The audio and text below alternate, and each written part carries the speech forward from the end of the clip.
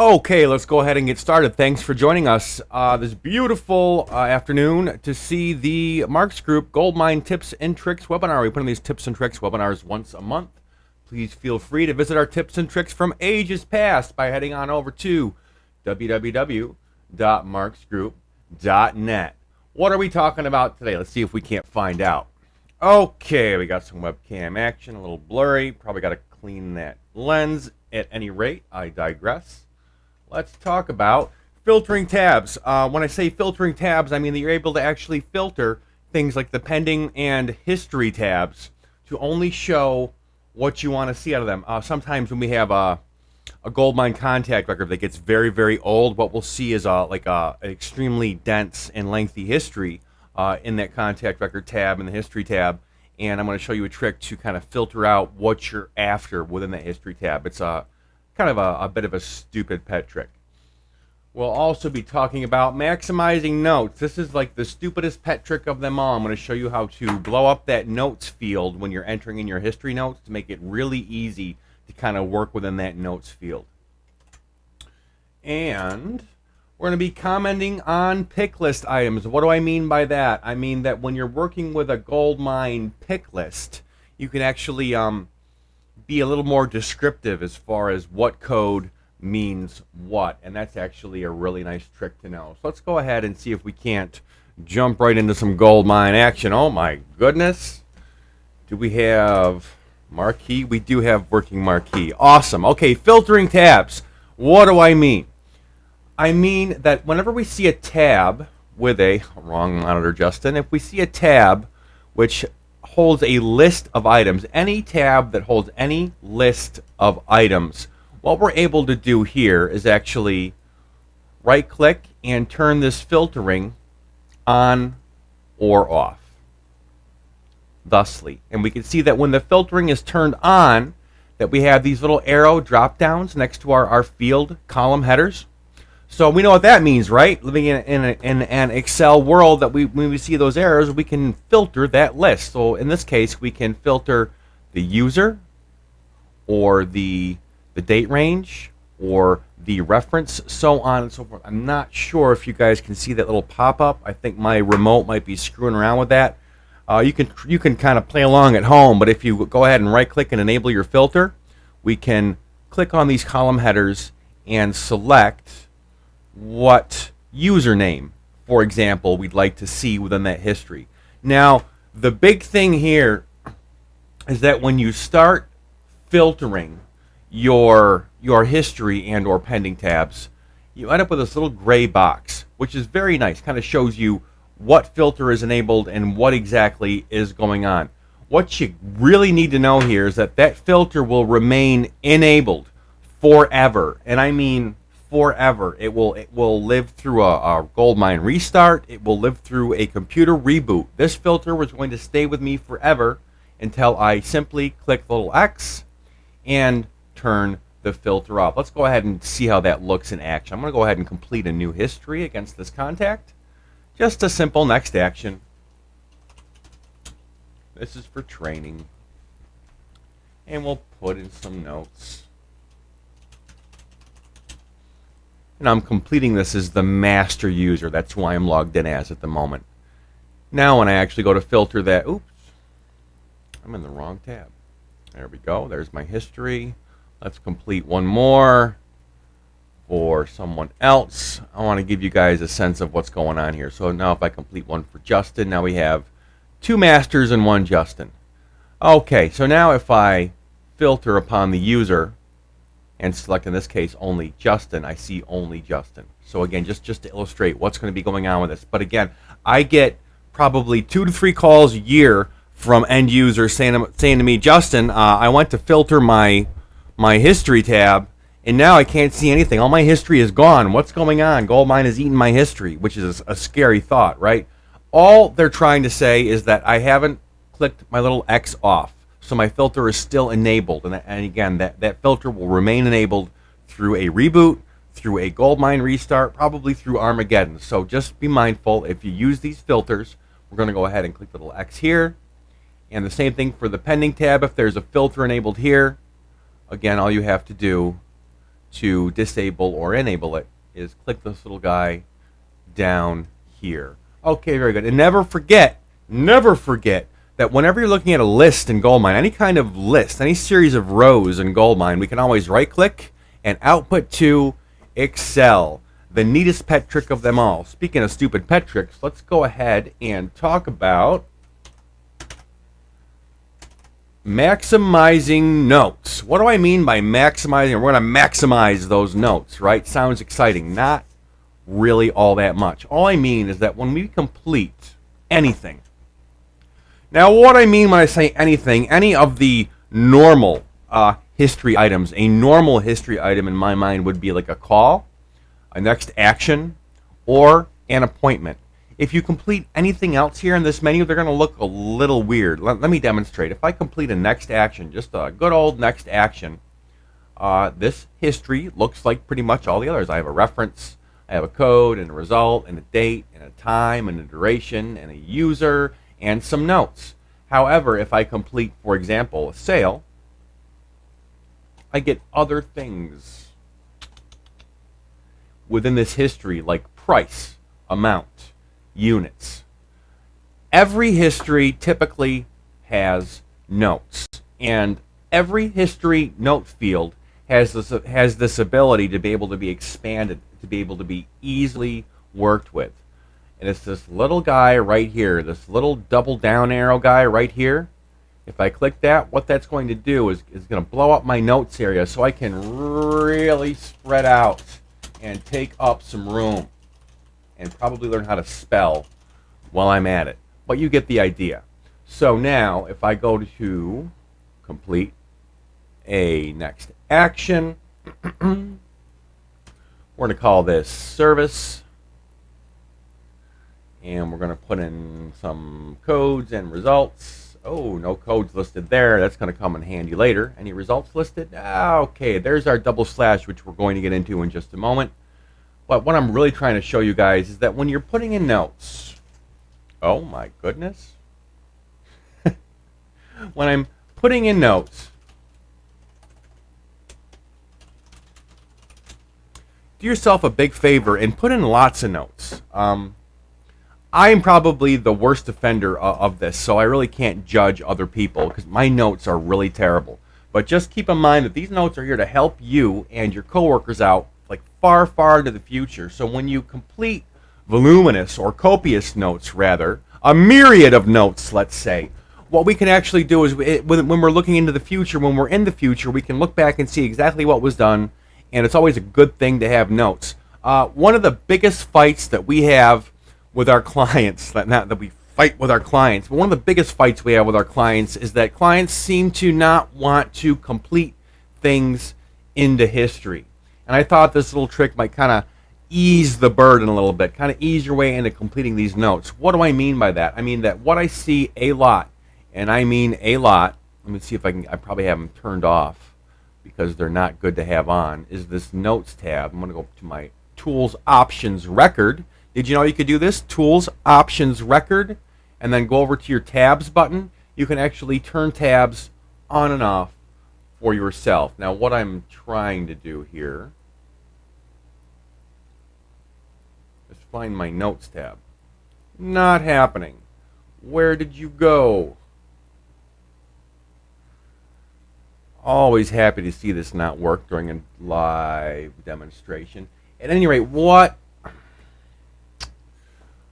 I'm trying to show you guys is that there's normally that notes tab. I apologize. There's something wrong with my tabs. The notes tab is where most of the end users in the world want to complete their things, like their phone calls and their appointments. It's not a good idea. The notes tab is just a bad place for this stuff, which is typically why I have it turned off all the time. So again, when we want to complete something in GoldMine, we want to do it under the complete menu. We want to make sure that that completed item is actually on its way to the history tab and not that terrible notes tab. And when we complete something, we can feel free to open up that notes area and really work with it. Now, what's neat about this is that when you're working within the notes in GoldMine, if you have rich text turned on, by which I mean if you see this little toolbar here for your bold and your italics and your underlines, What that means is that this box will accept rich text data. So I could actually copy and paste Excel portions of an Excel spreadsheet into here, portions of a Word document, portions of a website. All of the inline images will show up. The cells will look as they do in Excel. It's actually really neat. So this will actually accept virtually any kind of windowy input from other Windows applications. And this is a nice way to kind of spread it all out and get a sense and what exactly is going on with in this case with this particular note.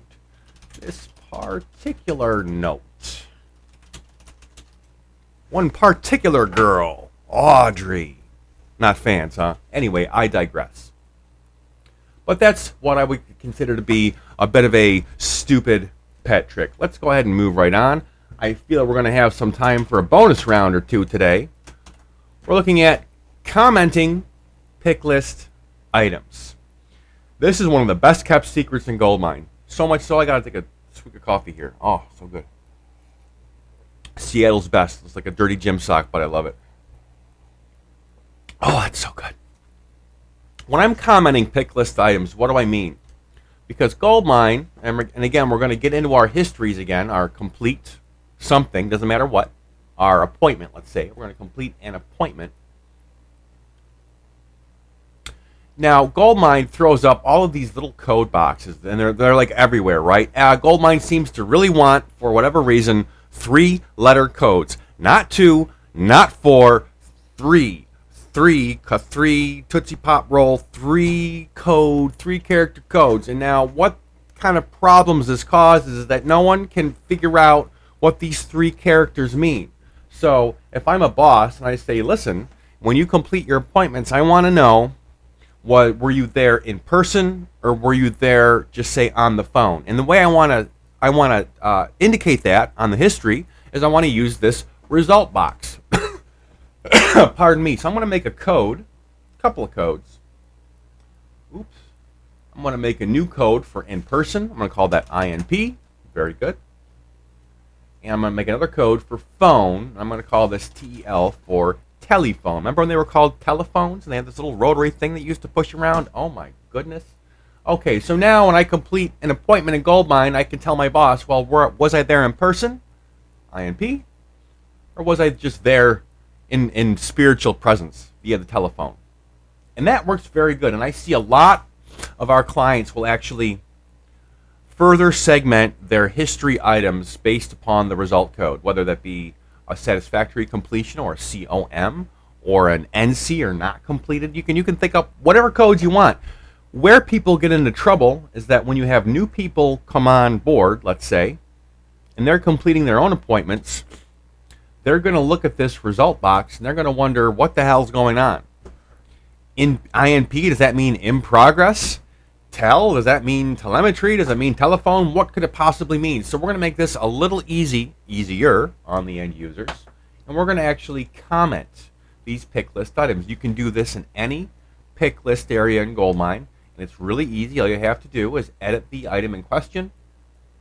And we're going to add a couple of slashes. 2 forward slashes to be precise. And I'm going to call this in-person appointment.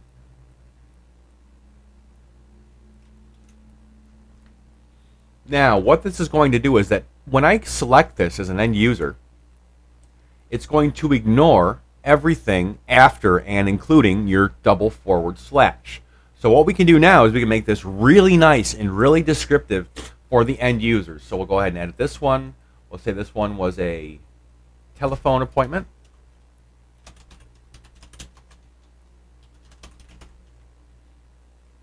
And we'll make another one for a no-show. Client never showed up. I had to go to Dunkin' Donuts, and it broke my heart. So in this case, we can select descriptively what we want as an end user, but it's only going to include the first 3 characters. Now here, it's really a non-issue. The box will only accept 3 characters, but it really comes in handier in the reference field here, because this will accept so many characters. Oh my goodness. So what we're able to do here is kind of the same thing. We'll bring up our pick list, and we can edit this, and we can say a presentation means a live demo at client site. And now when I select this item, again, it's going to ignore everything and including your double slashes. I see this actually used a lot in complete sale. I have a couple of pending sales up here on this record, which is why you see this this choice box here. You know, what sale would you like to complete? Where I see this a lot is actually in the code and results in the sales field. Everyone seems to really want to further segment their product. So in this case, I'm selling a widget. Well, what was the disposition of the sale? Was it a new sale? Was it a credit sale? Oh, that one's not going to work. I don't have the double slash. Oh my goodness. Or was it a freebie?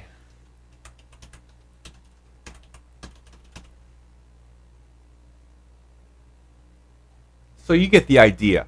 So if you have a lot of them three character codes out there, and if you have people struggling with them, I highly suggest that you take a look at commenting some of those pick list items, making them a little more verbose, a little friendlier for the end user, because what is going to happen is that you're going to enable all of these codes, right? And then you're going to tell all these people to use those codes, put those codes in, and then people don't know what they mean. So two things happen. One of two things happen. Either they don't put the code in because they don't know what the hell it means, which means that your reporting can no longer be driven by these codes because they're no longer present, or they're going to put the wrong code in, which is going to skew the reporting that's supposed to be driven by these codes. So do yourselves a big favor, keep it simple, start small, move slow, and comment your pick list items. It's a fine thing to have, you know, a million billion codes in here, especially if they're valid, if they mean something to you, or more to the point, to your CRM reporting. That's a fine thing. But do yourselves all a big favor, and make sure that everyone understands what code means what and what code is appropriate for each situation. Okay, we got time for a bit of a bonus round. Let's look at some user options. We were playing around with those tabs before. Let's go back there. So every GoldMine user has an options area, tools, options. This stuff is just for you, just for your user.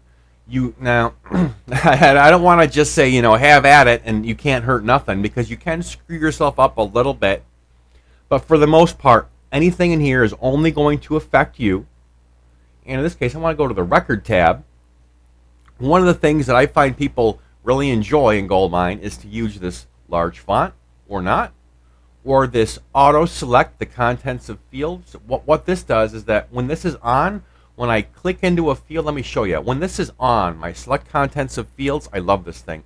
When I click into a field, it automatically selects it. So now I can just hit Control C to copy. Like if I wanted to paste the company name out of GoldMine into something else, with that setting on, all I simply do is I click into any field, it's automatically selected. So now I can simply just Control C to copy and Control V to copy somewhere else. And again, that was under, that was under Tools, Options, Record. And that was the Select Contents of Fields right here. Pardon me. The other cool thing to play with here is the actual tabs button. So if you find yourself with like 1,000 tabs on the bottom edge of your contact record in GoldMine, and if you see tabs that you're not using, more to the point, I say, is that when you have brand new end users who might not understand what tabs are, what they're used for, what they mean, take them away. What we often find is that when GoldMine comes, you know, freshly installed out of the box, let's say, it comes with everything turned all the way on and all the way up, and it can overwhelm some users. So what we can do here is we can actually disable tabs on a per user basis, And this can really go a long way towards cleaning up what that bottom edge of your contact record looks like. It can make it a lot more friendly. And while we're on that subject of taking things away that we don't care about, we'll never use, and just screw us all up completely, you can actually modify the end user's menu items, by which I mean you can actually modify this top level menu area. You can turn things on and off here too. And this is actually a bit more involved. What we're going to have to do is have master access. We're going to be logged in as the master, or we're going to need to have master access. And we're going to go down to tools, then over to, let me do that again, tools, and then on over to users settings. Now here's where we would create and or delete any new or old users within the system. So what we're able to do here is on a per user basis. In this case, I want to modify, Dudley Do Right. We got to take some things away from him. So what we do is we select this user and we hit properties. And what we're able to do here, among other things, change the password, set up an email address, yada, yada, yada. Not to Seinfeld myself too heavily. I now go to my menu tab. Underneath my menu tab, what I'm able to do is for this user only, I'm able to turn menu items on and off. This is like, again, one of the best kept secrets in GoldMine. All the really cool stuff is stuff that's either hidden, obfuscated, or just not documented anywhere. And it drives us all to drink every day at 5 p.m. So let's go ahead and turn some of these things off. So maybe Dudley shouldn't have access to anything under the tools menu, because those are pretty sharp tools, right? And they could really hurt someone. So Dudley should not be able to do anything with new databases. None of this stuff. Oh my God, back up a database? No, sir. No. So what we do is we turn these things off by turning the push pins red. Easily enough, as you might expect. And I can go ahead and turn other things off here. And that's all well and good. Where this kind of really shines, though, is under my complete menu, because as you saw before, our complete menu has like 1,000 things under it. And the end user will often say to themselves, what do I complete? I know I'm supposed to complete something, but what is it? And they get confused and things don't make it into GoldMine, and that screws up your reporting, and it's bad mojo, man. So what we want to do is we want to take away the things that Dudley's never going to use. In this case, he's never going to want an event, a sale, a message, a to-do, or an other action, right? So we take all those away. So all Dudley should have left are calls, next actions, and appointments. Now we OK our way out. Just before we get all the way out here, if we go back into properties, what you're actually able to do here in the menu tab is you can save this current template. The template that we just worked on, we can save it as, say, Dudley's, or no, we'll call this the dunce camp, the dunce cap template. So when any of our end users is bad or cuts up rough, we can give them the dunce camp template. It takes away all of the sharp tools. So now, just to demonstrate, what we can do is we can select another user, in this case David Alexander, go to his properties, go to his menu, and we can give him the dunce cap. And we can see here that most of his tools are turned off, and that most of his complete items are turned off. How does this look to the end user? Let's see if we can't find out. This usually blows up my remote sessions, so just bear with me. Now if I log in as Dudley, now we're logged in as Dudley, and under his complete menu, very small now. So we took away a lot of those items. Under his tools menu, very small now. So we take away a lot of those items. So I guess the moral of the story is that GoldMine out of the box comes with, not only does everything come turned all the way on and up, but it also comes with those stupid little tips of the day, or those little informational tips that just confuse everyone. So do yourselves a huge favor. Make life easy for your end users. Comment your codes. Modify your top level menu. Modify your contact record tabs under tools, options, record, and tabs. Oh, Dudley has not the access to touch that. Okay, again, why it has to be somewhat important that we have master user rights to edit some of these things. But but we're just about out of time. I'm always looking for the next batch of tips and tricks, so please feel free to reach out to me at justin@marksgroup.net. Thanks so much for showing. You've been a great crowd, and have a lovely, wonderful day. Good night.